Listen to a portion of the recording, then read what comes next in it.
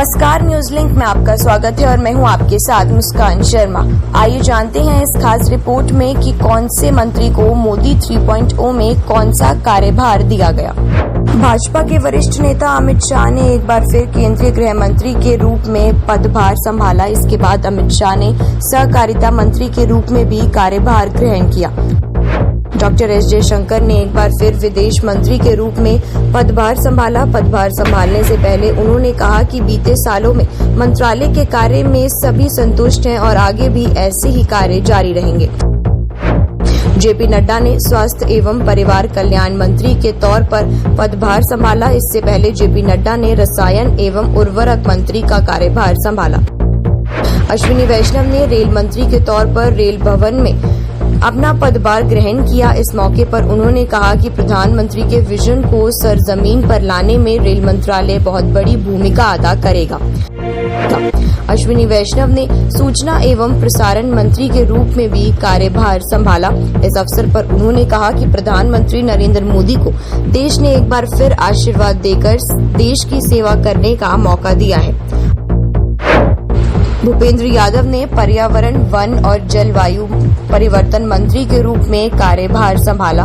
भूपेंद्र यादव ने पदभार दिए जाने के लिए आभार जताया और देशवासियों से पीएम मोदी के अभियान एक पेड़ मां के नाम से जुड़ने की अपील की।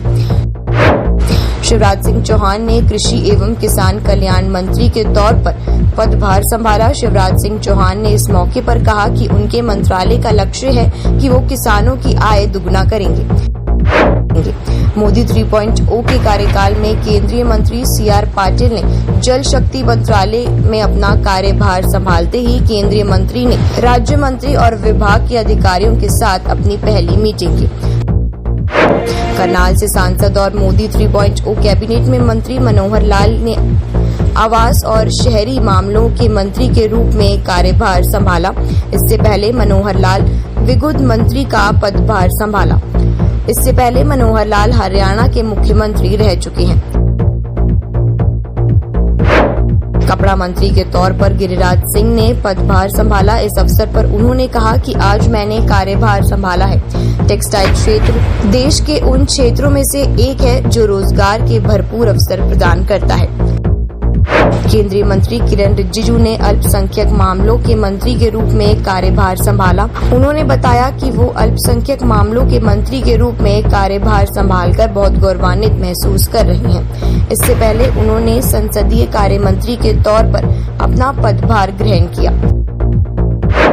जितन राम मांझी ने आज सूक्ष्म, लघु और मध्यम उद्यम मंत्री का पदभार संभाला। इस मौके पर उन्होंने कहा कि मैं सौभाग्यशाली हूं कि प्रधानमंत्री ने मेरे पर विश्वास जताया और मुझे उनके नेतृत्व में काम करने का मौका मिला।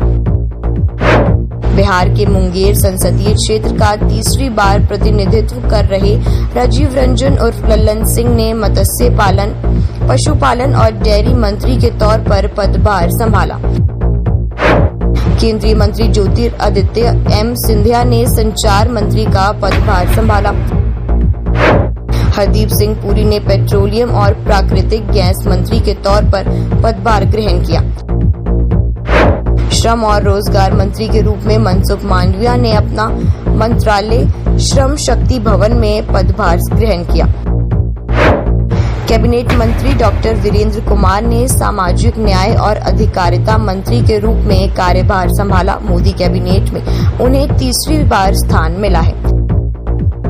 डॉक्टर जितेंद्र सिंह ने कार्मिक लोक शिकायत और पेंशन राज्य मंत्री के तौर पर अपना कार्यभार संभाला। पदभार संभालने के लिए वह नॉर्थ ब्लॉक स्थित मंत्रालय के दफ्तर पहुंचे। उन्होंने इस मौके पर कहा कि वह अपने काम को निष्ठापूर्वक करेंगे। चिराग पासवान ने खाद्य प्रसंस्करण मंत्रालय के तौर पर पदभार संभाला। इस मौके पर उन्होंने कहा कि वो अपनी जिम्मेदारी को ईमानदारी से निभाएंगे। कीर्तिवर्धन सिंह ने पर्यावरण, वन और जलवायु परिवर्तन राज्य मंत्री के तौर पर पदभार संभाल लिया है। सुरेश गोपी ने पेट्रोलियम और प्राकृतिक गैस मंत्रालय में बतौर राज्य मंत्री अपना पदभार ग्रहण किया। उन्होंने इस मौके पर कहा कि मेरे लिए सब कुछ नया है, यह मेरे लिए बड़ी जिम्मेदारी है।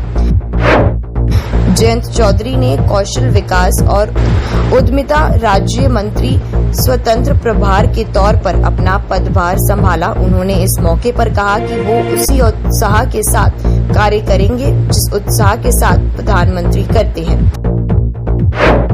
जितिन प्रसाद ने इलेक्ट्रॉनिक और सूचना प्रौद्योगिकी राज्य मंत्री के तौर पर अपना पदभार संभाला। उन्होंने कहा कि आज के वक्त में आईटी सबसे अहम है, ऐसे में मेरे लिए जिम्मेदारी अहम है। प्रताप राव गणपत राव जाधव ने स्वास्थ्य राज्य मंत्री के तौर पर पदभार संभाला। डॉक्टर एल मुरुगन ने सूचना एवं प्रसारण मंत्रालय में राज्य मंत्री के रूप में पदभार संभाला। उन्होंने इस मौके पर प्रधानमंत्री नरेंद्र मोदी का आभार जताया। अर्जुन राम मेघवाल ने विधि एवं न्याय मंत्रालय के राज्य मंत्री के तौर पर पदभार संभाला। अर्जुन राम मेघवाल इससे पहले भी विधि एवं न्याय मंत्रालय संभाल चुके हैं।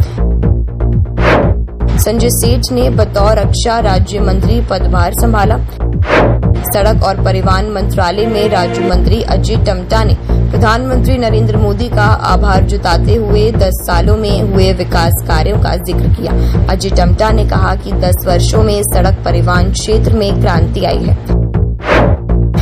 केंद्रीय मंत्री गजेंद्र सिंह शेखावत ने संस्कृति मंत्री के रूप में अपना कार्यभार संभाल लिया है। इस अवसर पर उन्होंने कहा कि विकसित भारत में संस्कृति मंत्रालय और पर्यटन मंत्रालय अपना विशेष योगदान कर इसका पूरा प्रयास करेंगे। मोहन चरण मांझी उड़ीसा के नए मुख्यमंत्री होंगे। भाजपा की तरफ से भेजे गए पर्यवेक्षक राजनाथ सिंह ने बताया कि मोहन चरण मांझी को सर्वसम्मति से विधायक दल का नेता चुना गया।